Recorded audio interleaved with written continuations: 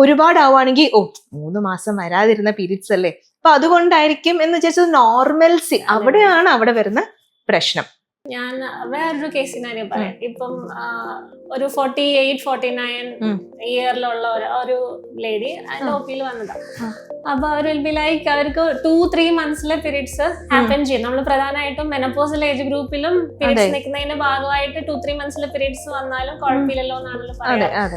അപ്പൊ 2-3 മന്ത്സിലെ periods attain ചെയ്യും. പക്ഷെ വരുന്ന പീരീഡ്സ് ഒരു 8-9 ഡേയ്സ് ഹെവി ആയിട്ട് ബ്ലീഡിങ്ങും കാര്യങ്ങളും. സ്കാൻ എടുത്ത് ഇവാലുവേറ്റ് ചെയ്യുമ്പോഴത്തേക്കും യൂട്രസിന് ഉൾവശത്തേക്ക് ഒരു പോളിപ്പ് അഥവാ ദശയായിട്ടും കാണുന്നുണ്ട്. അപ്പം ഈ perimenopause and post menopausal age ഗ്രൂപ്പിലുള്ള ആൾക്കാർക്ക് നമ്മൾ അത് എങ്ങനെയാണ് പറഞ്ഞു കൊടുക്കുക?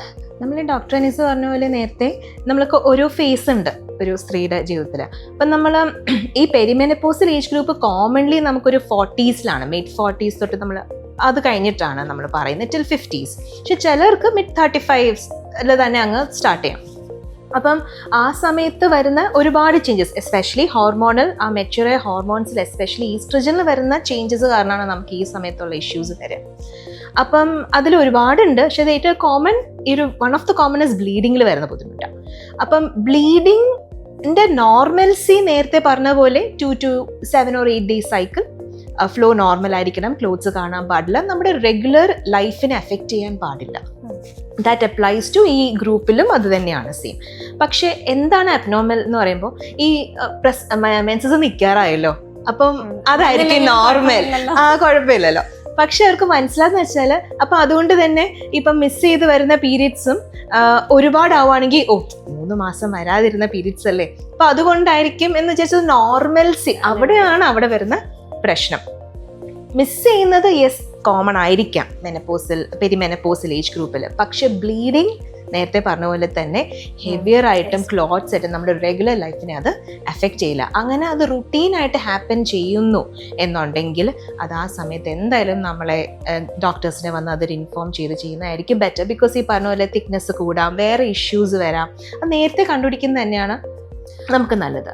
അതേപോലെ വേണം ഇപ്പം നമ്മള് പീരീഡ്സ് മെനോപോസ് നമ്മൾ പറയാ, പീരീഡ്സ് വന്നു നിന്നു 1 ഇയറത്തേക്ക് പിന്നെ പീരീഡ്സ് ഹാപ്പനെ ചെയ്തില്ലെന്നുണ്ടെങ്കിൽ മെനോപോസൽ ഏജ് ഗ്രൂപ്പ്.